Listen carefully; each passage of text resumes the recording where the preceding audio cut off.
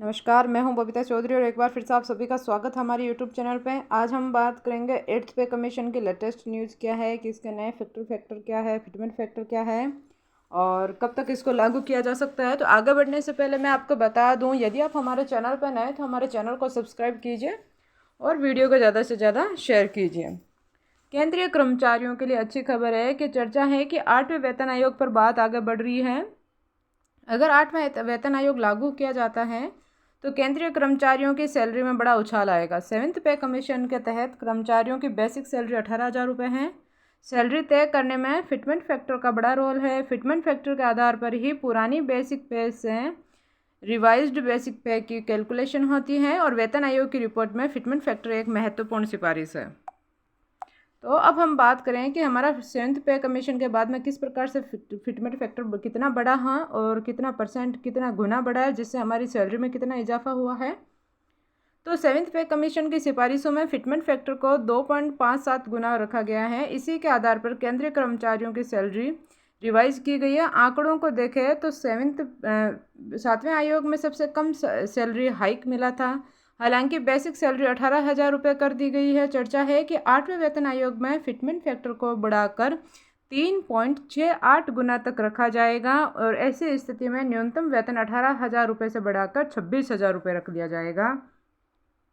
अब हम बात करें कि कब कब पे कमीशन में मिला है सैलरी हाइक, तो 4th पे कमीशन फिटमेंट फैक्टर में भी सैलरी हाइक मिला था। उस टाइम वेतन वृद्धि 27.6% से बढ़कर, जो कि न्यूनतम 750 रुपये था। अब हम बात करें कि 5th पे कमीशन में भी फिटमेंट फैक्टर बढ़ा था। वेतन वृद्धि 31% की गई, जिससे न्यूनतम वेतन 2550 रुपये हो गया और 6th पे कमीशन में भी वेतन फिटमेंट फैक्टर बढ़ा। 6th पे कमीशन में फिटमेंट फैक्टर 1.86 गुना बढ़ा था, जिससे 54% की वृद्धि हुई थी और न्यूनतम वेतन 7,000 हो गया। अब हम बात करें कि 7th पे कमीशन का फिटमेंट फैक्टर क्या है, डिटेल्स है।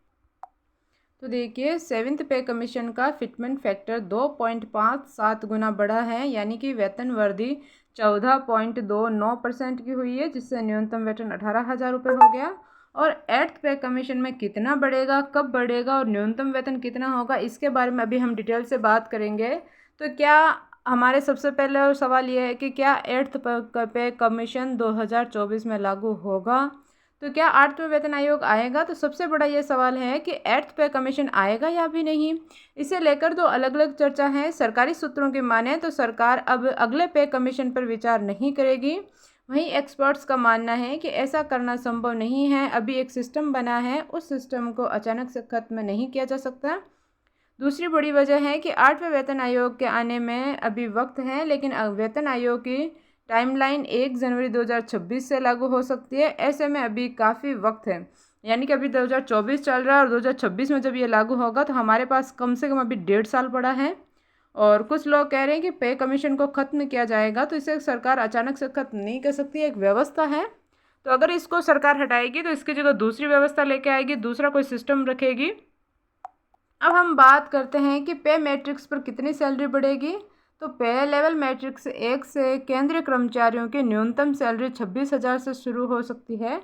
इसी क्रम में पे मैट्रिक्स लेवल 18 तक की सैलरी में वृद्धि होगी और वेतन आयोग का ट्रेंड देखें तो हर 8 से 10 साल के बीच ऐसा लागू किया जाता है और इस बार भी इसके लिए 1 जनवरी 2026 में लागू करने का दावा किया जा रहा है। और पिछली बार 2016 में लागू किया था, जनवरी 2016 में। तो अभी 10 साल हो जाएंगे 2026 को, जनवरी 2026 को।